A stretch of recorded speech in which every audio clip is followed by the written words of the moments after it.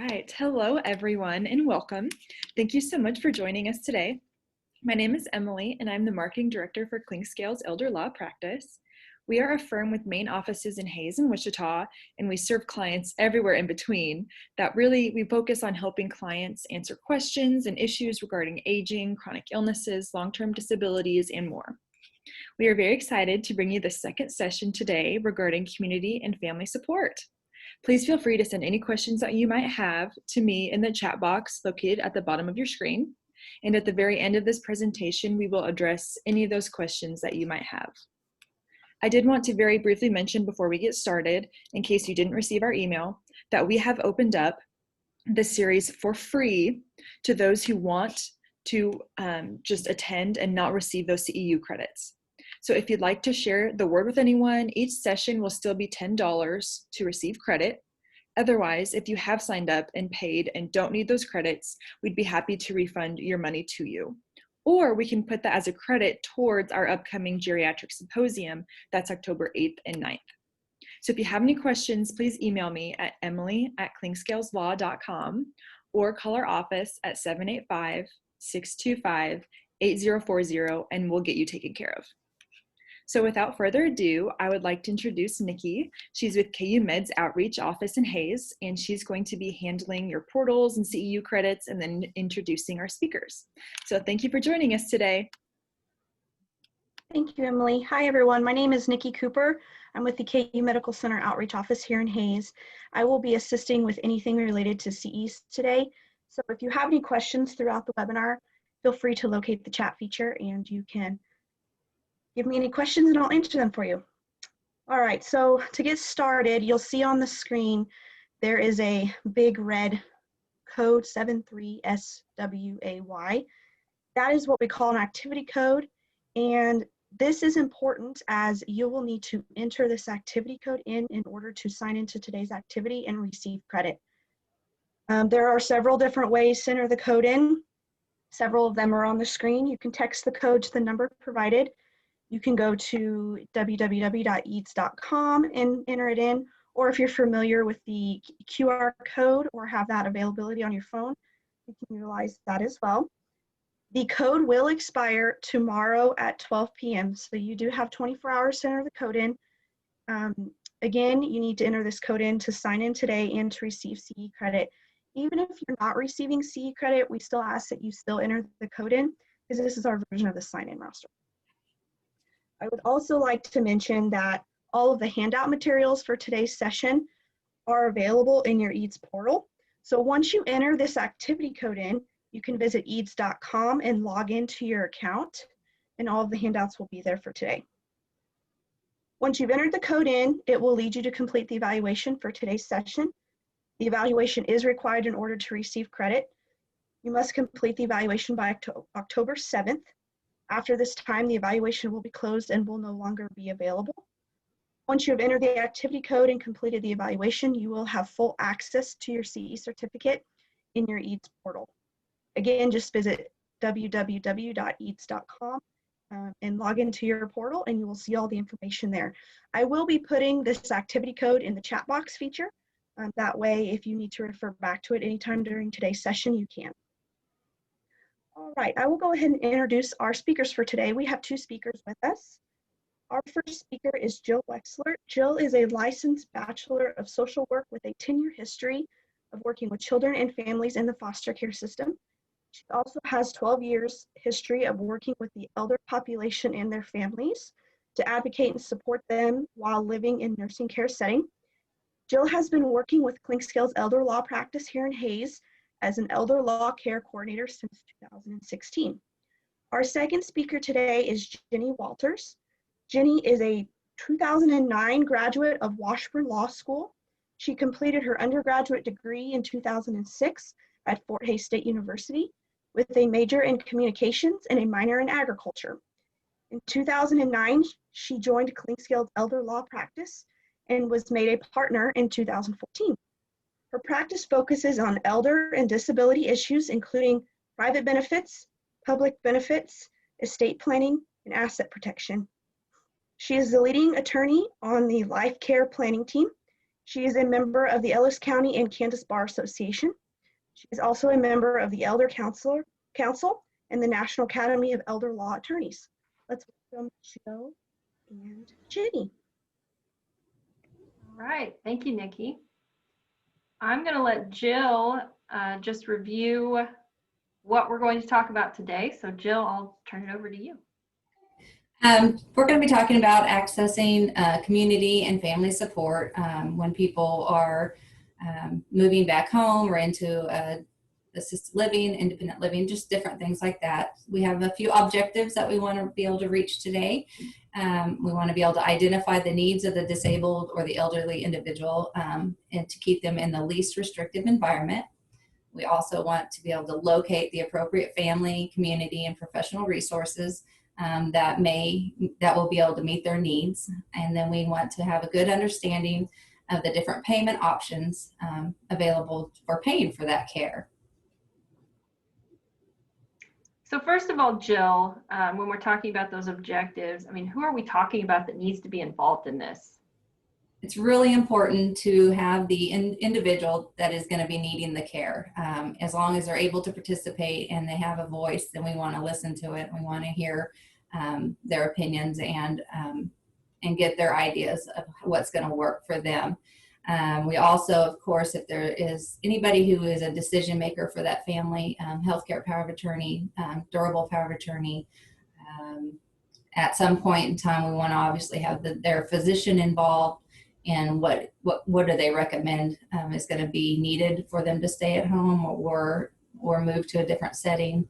And then, of course, any caregivers that are already giving care, family, friends, people like that. It's just, main thing is really important to have the person involved that is going to be receiving the care so that we can have a successful process. And for our training today, this could be anybody moving home from, let's say, a hospital stay, moving home from a skilled nursing home stay, going to an assisted living from home or independent living, just all kinds of scenarios, moving in with a family member. So we're just going to talk about accessing and finding the support that's needed. This is a nice visual for what we're talking about.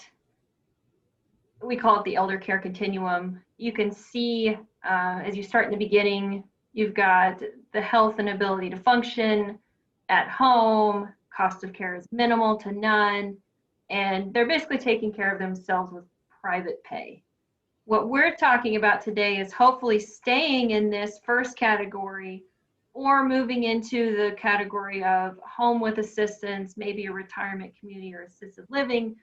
Basically, we want to keep people in the least restrictive and most independent situation possible. But as you go, as you have more limited function, as you move into these different areas, the cost goes up. And we'll go through a little more of these visuals. And then as you go along, there's different options to pay for care, whether it's private pay, VA, Medicaid, and we'll get into that a little bit. And sometimes it's linear to where the person's at home, they're healthy, we're not spending much money, or maybe they're having some assistance, paying a little more money, or we go to the end of the spectrum where we've got really limited function and a high cost of care. And sometimes it's not linear and we've got limited functions, but we're able to stay back in one of the more independent living situations, but it costs more. And so you just got to figure out where that person is and their assets, because that makes a lot of difference. So one of the first topics when we're talking about staying at home and all the things that Jill's going to go over as far as assessing needs, we want to make sure that we have somebody that has either their wishes in writing or they have in writing in a power of attorney the authority to give someone else the authority to make decisions for them if they can't. If they're in the hospital or incapacitated. Most of the time, if we're dealing with somebody that's trying to stay home, they probably have capacity. But at that point, we definitely want to make sure they have the documents in place so that they're family, their agents can make all the necessary decisions for them along the way. Those are going to be, for sure, a financial and a healthcare power of attorney. We're going to focus more on healthcare today. A living will, because a healthcare power of attorney is going to give someone the authority to make decisions, but it doesn't put someone's wishes in writing for end-of-life decisions.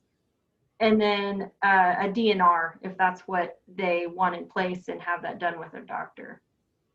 And some other additional things that these documents allow someone to do is to identify their wishes as far as organ donation, and maybe they want their body donated some more, or how their religion can play into this, and any other personal preferences they want regarding their quality of life and their end of life. So Jill, we know who's going to be involved, but how do you go about just identifying what this person needs?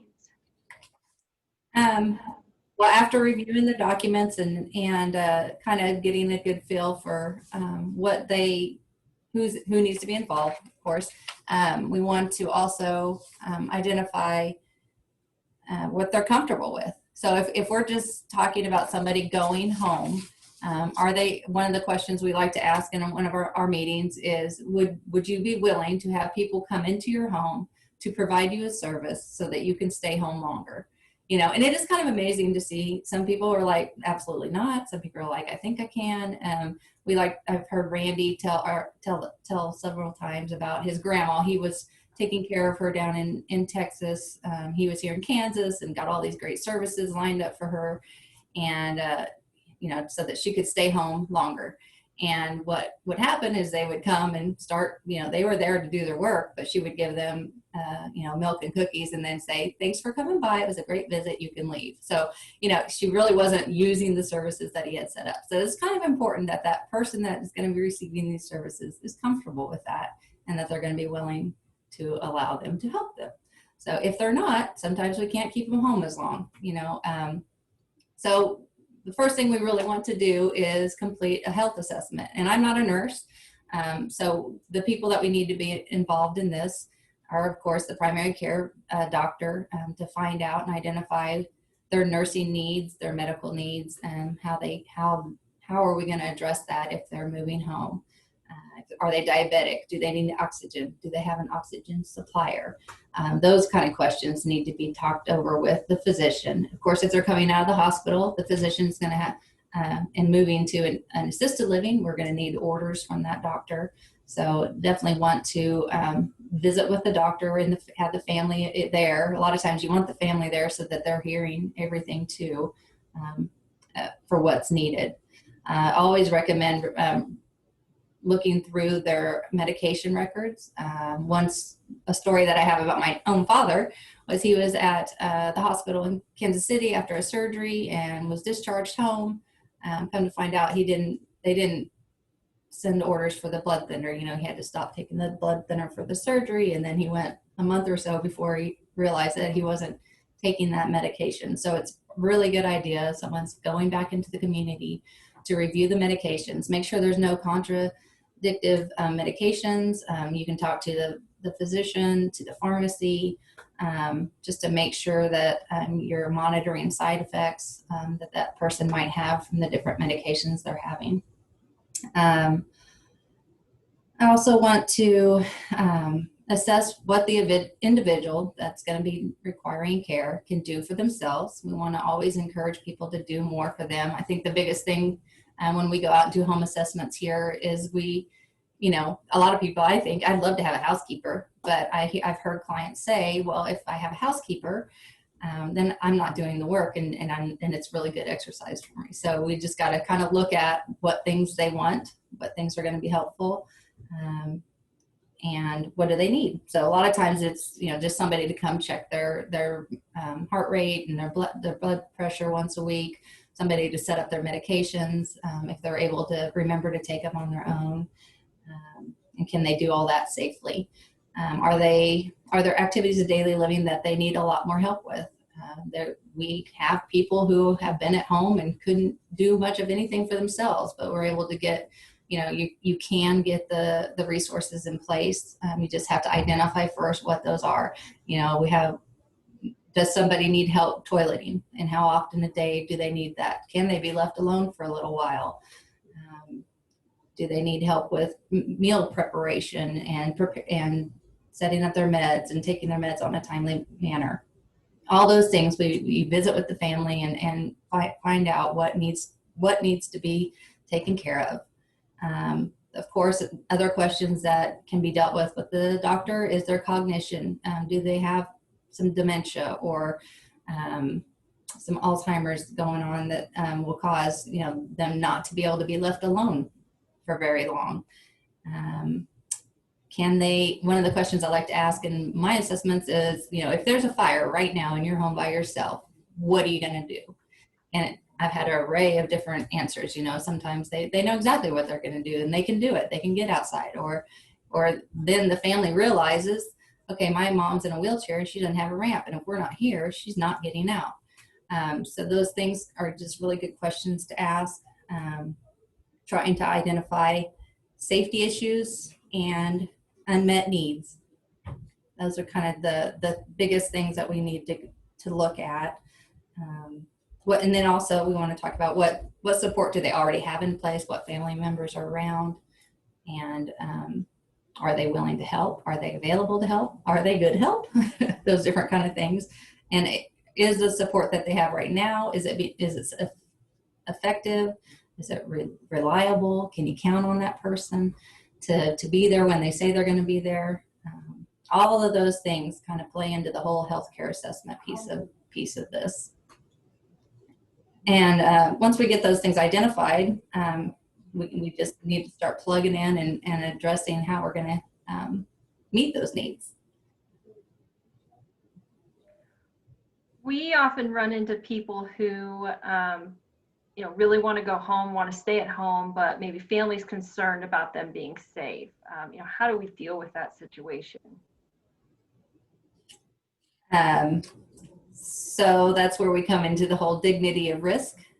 And that is definitely something that I think the older we get, the more we want to have that right to take more risks. I've heard Randy say, and Jenny, you too, that we let our toddlers take more risks than sometimes we let our elderly people take. And it's a balance for sure, trying to, figure out how. I do feel like we do have to allow them to take some risk and have the right to fail. Sometimes that's what they need mentally too. So it is definitely a balance, and you have to, explain all that to the family and to the person that they are taking a risk and that there is a better way, but it is ultimately their choice. Does that explain that pretty well?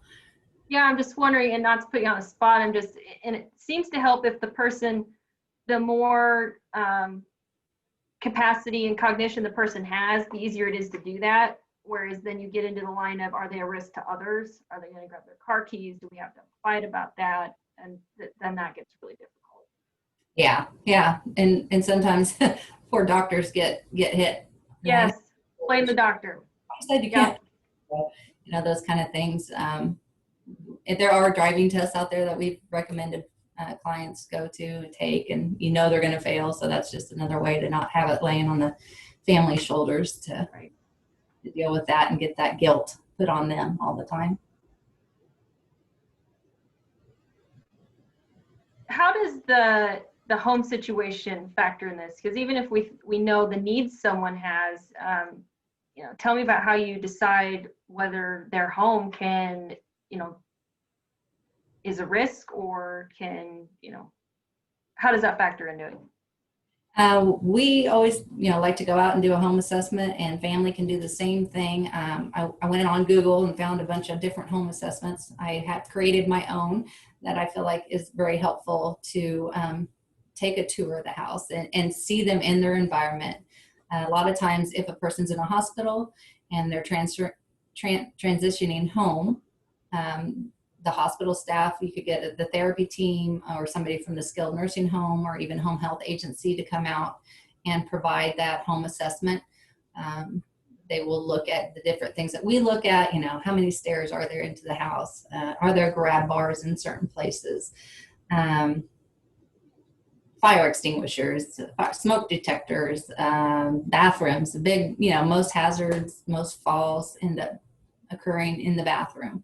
So what can we do to make that bathroom more safe? A lot of times we make, mild recommendations for it. It'd be really good to have a grab bar here, or, we can get raised toilet seats. So let's do that. This rug is kind of a trip hazard. How about we just get rid of it? You can put it down maybe when you're in the shower and somebody's with you, but let's keep it up while you're, mobile with your walker, because it is a trip hazard. Different things like that can always be recommended.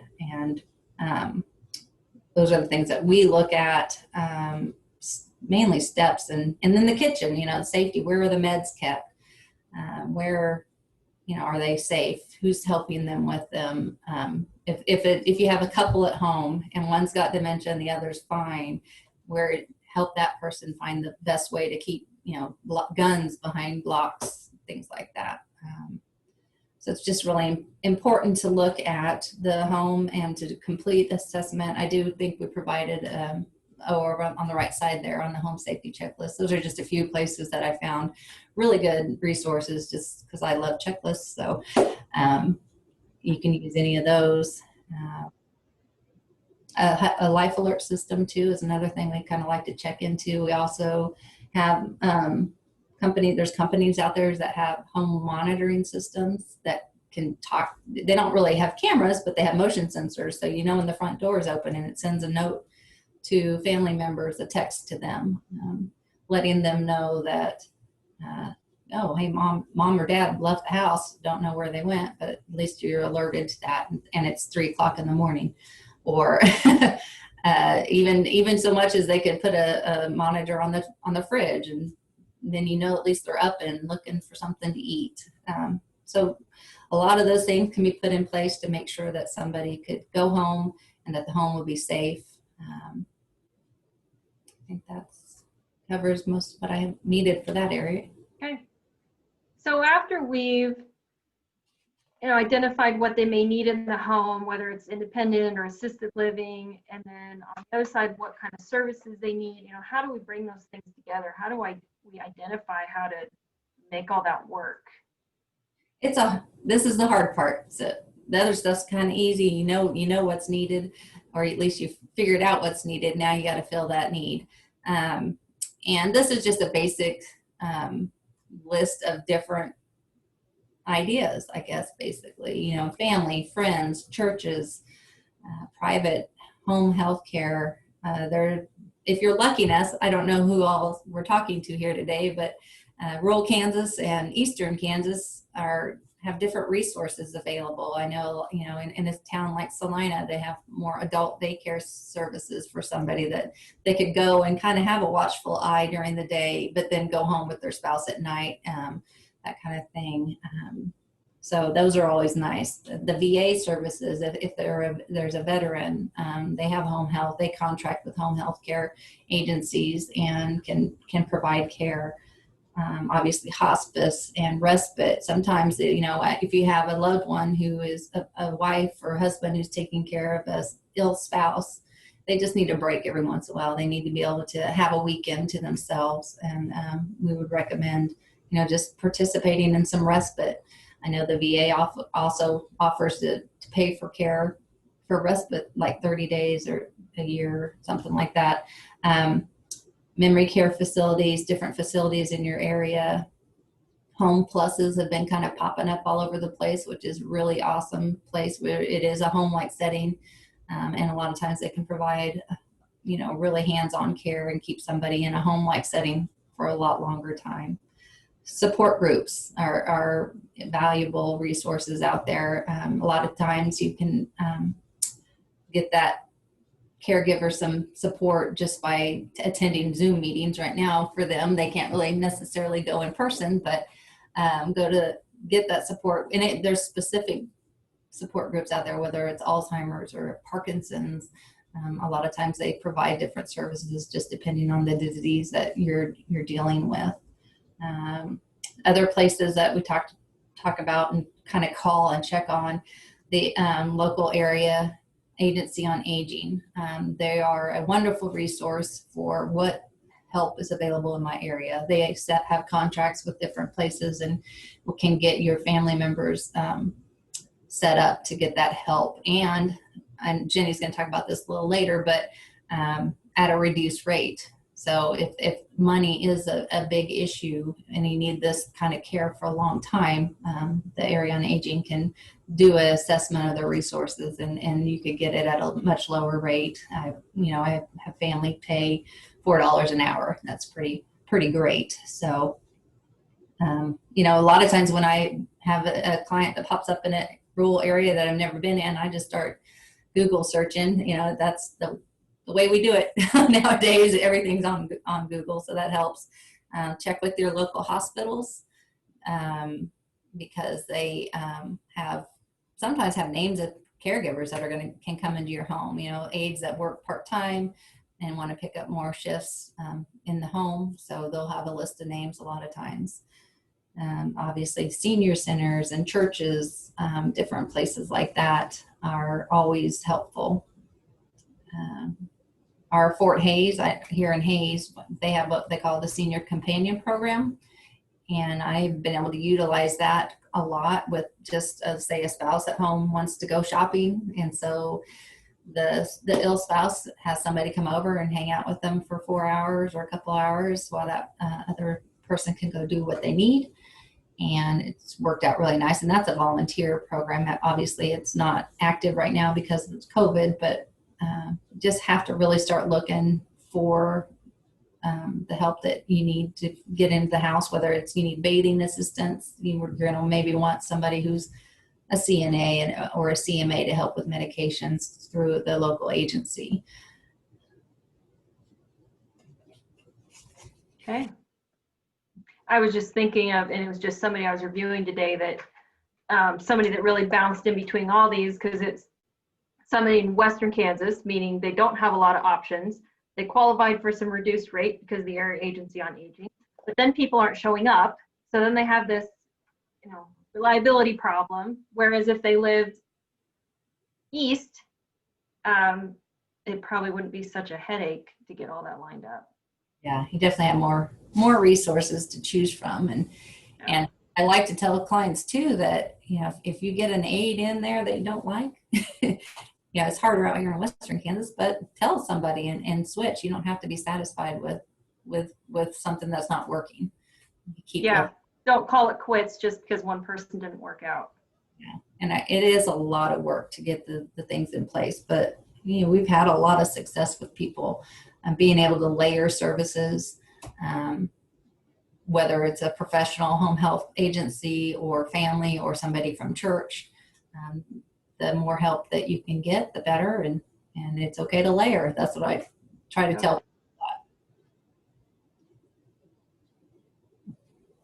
Anything I need to touch on the map?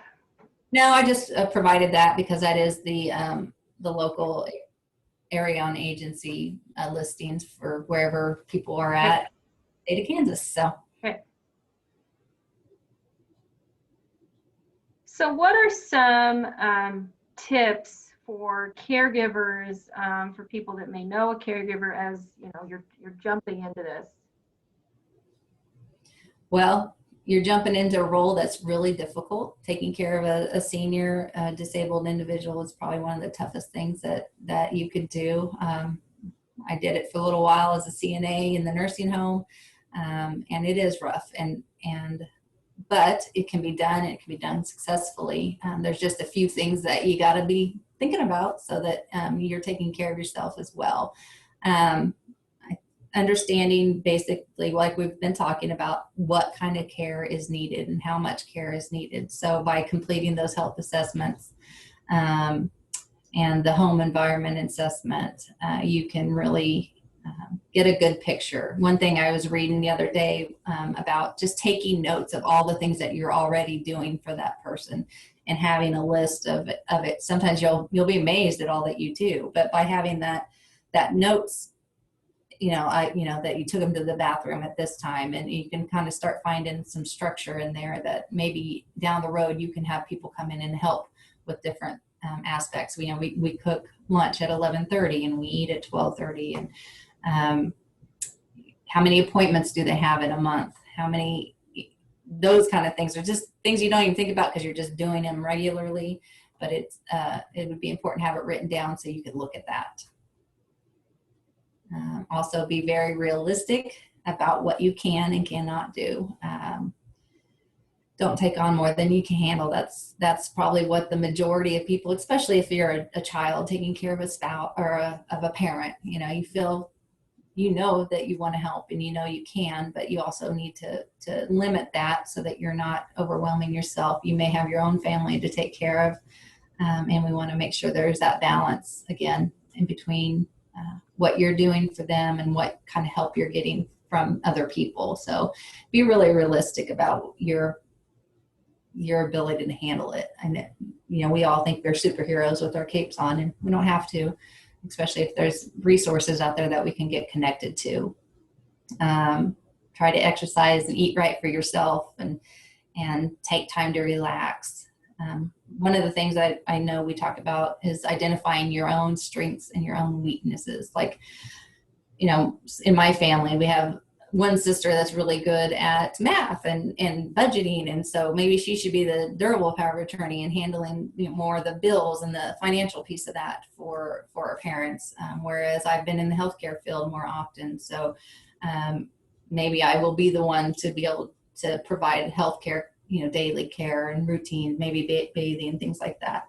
So know your strengths and stick to that, because, when you're trying to provide a service that you're not good at, you're really putting that person at risk, and when there's somebody else that maybe could do a better job. So I just really feel like that's a very important part.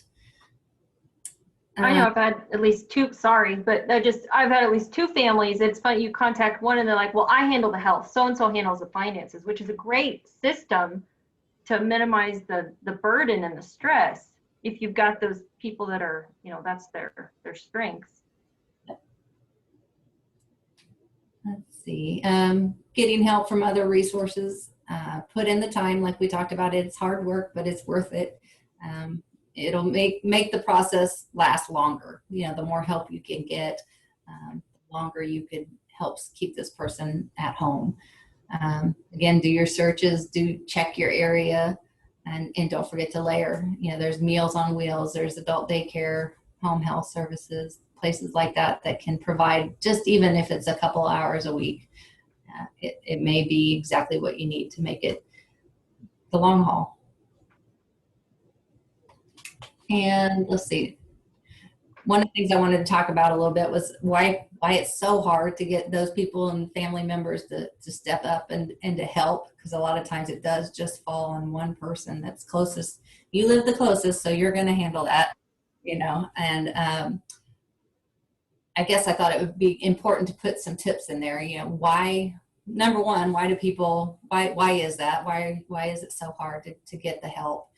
And for the most part, the things that I've heard is they don't understand all that's going on, that they don't see that list that all the things that you're doing for that person.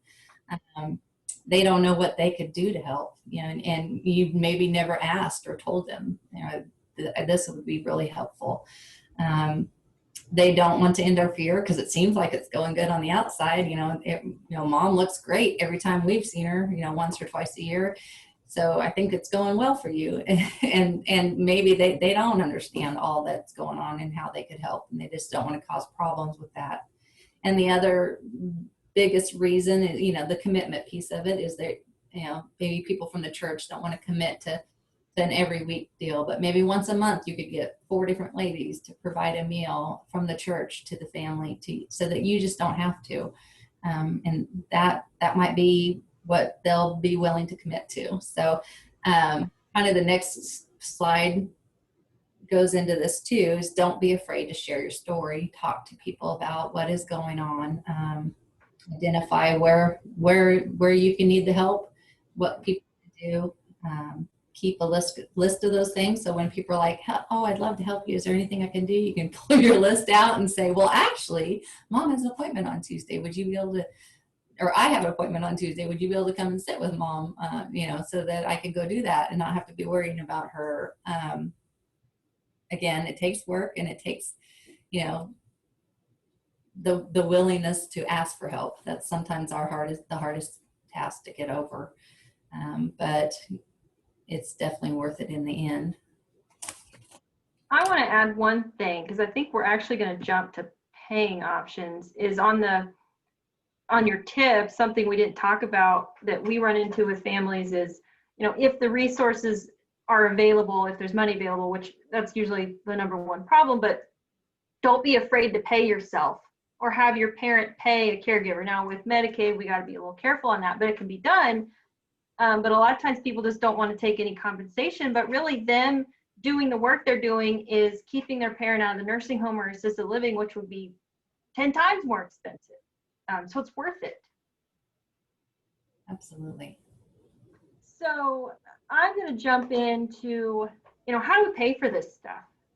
Jill's identified all the things we need to do to ideally make it work, but we got to pay for it. And like she said, sometimes it's the oldest and the closest family member who it falls on, and they can get paid. But if we've got more care that we need, or we don't have a family member close, you know, this stuff costs money. And unless you can layer it together with volunteers. So we're going to be talking about Medicare and health insurance, long-term care insurance, and paying yourself, and maybe VA and Medicaid, and sometimes even family. So on Medicare, and I might have you jump in on this, Jill, because it's a little limited when we're talking about home care. Right.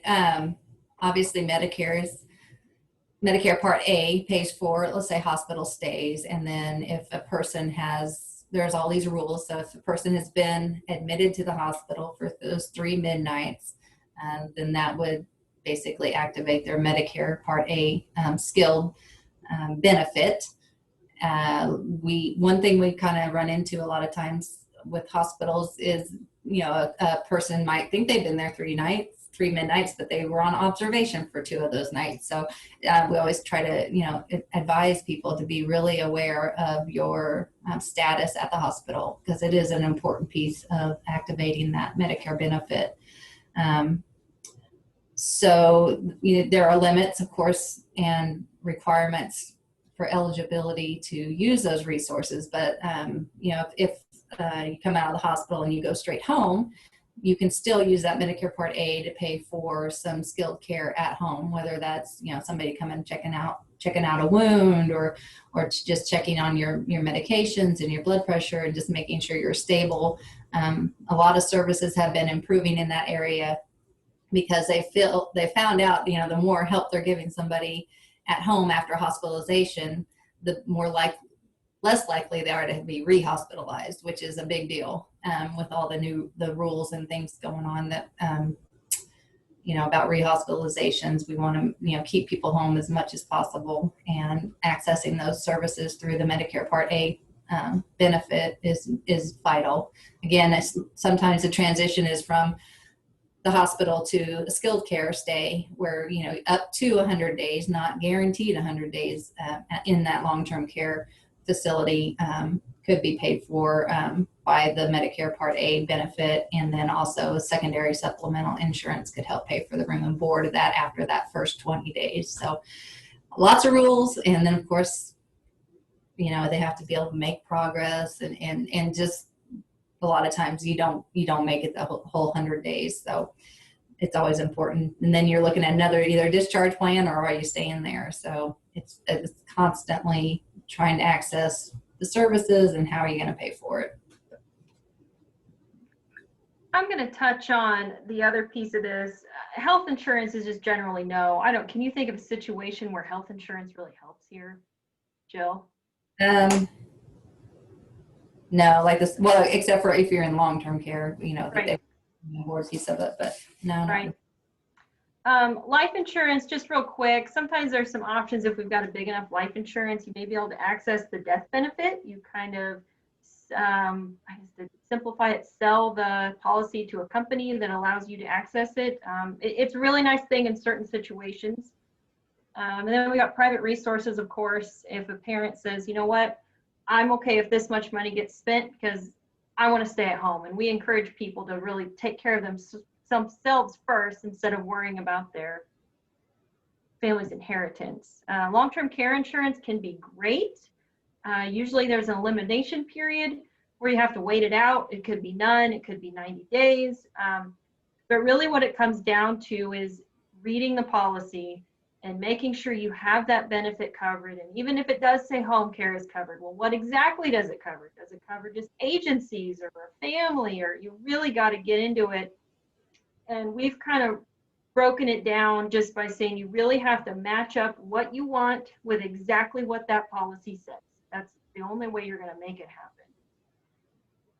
There's also this is so difficult, there's also companies that specialize in helping people get their long-term care insurance claim through. VA pension can be a great resource in this situation if, to simplify it, if someone's home care and medical expenses exceed their income, and they meet the requirements for VA pension, which is their wartime veteran or widow of a wartime veteran. And actually the wartime dates are really a lot bigger, a lot longer than most people may realize.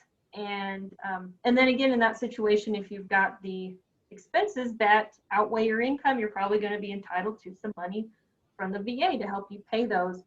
And that can work really well at home or in assisted living. And since the maximums are going to be about $2,200 for the veteran or $1,200 for the widow, once you get into long-term care, unless you have really good income and that VA benefit can just fill in that gap, it really isn't as much help anymore because that's just not near enough help with long-term care. And then of course we have Medicaid. And I don't want to say Medicaid is simple, but it becomes much more clear-cut if someone's in the nursing home. We know what it's going to cover. We know how to get there. When you're dealing with Medicaid in the home, which is home and community-based services, we can meet the asset requirements, but the difficulty is, like in Western Kansas, even if we think we can get some benefits paid for, are they even out there to be paid for? Or are we going to have to try to pay some private person and self-direct? Another downside is that you have to meet the asset requirements, which means we have to spend down. And that can be difficult if we have someone at home that needs their money to stay home. But you have to spend down to qualify for Medicaid. And that's also a barrier in assisted living, where we might be able to get home and community-based services to help pay for the services piece in assisted living, but you still got to make sure there's enough money to pay for room and board. It can be done, but you've just got to really look at the numbers before you jump into it. And then finally, the downside with estate recovery is that if you've been on Medicaid and you pass away, whatever assets were in your name are potentially exposed to estate recovery, which is a program that comes back to recover the money that they've paid out on your behalf, on the person's behalf, the recipient's behalf. And finally, Jill and I just wanted to again touch on the Area Agency on Aging, which isn't, doesn't really meet the definition of somebody that would help pay for care. But Jill, why don't you explain how this plays into being able to pay for care? Yeah, and like I said earlier, that they do have a sliding scale regarding the cost of services. And I believe their brochure says that, anywhere from a donation to 100% of the cost. So you could either be paying $10 an hour, $4 an hour, just depending on your resources. And then also they do have limits on how many hours you qualify for. So, but it is a really good resource. I think a lot of people just don't know about that they can call there and get connected to some of these places that maybe they don't even know is out there and available. and but they're contracted with the agency so that they can get the help that they need at a reasonable rate. And finally, I think that we both just want to convey that this can be done. It's difficult, but it's worth it. And it's a matter of identifying what you need, figuring out what resources you have, and figuring out how to pay for it, which, you know, that's a short list, but I mean, it took us 45 minutes to get, you know, to explain how to get through that list. And so I think we'll probably, turn it back over to Nikki or Emily.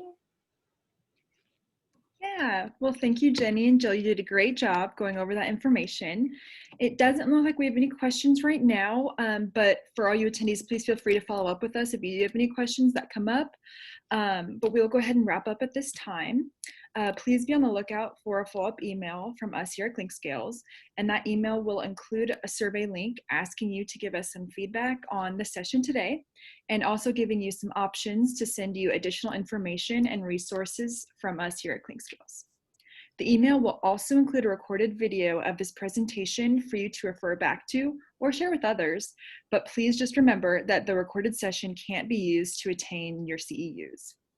We appreciate your attendance today and look forward to seeing you next week for Assessing Health Benefits with Medicare and Medicaid by Clinkscales attorney Randy Clinkscales, benefits specialist Joy Thomas, and Glenna Klingsmith with Northwest Kansas Area Agency on Aging.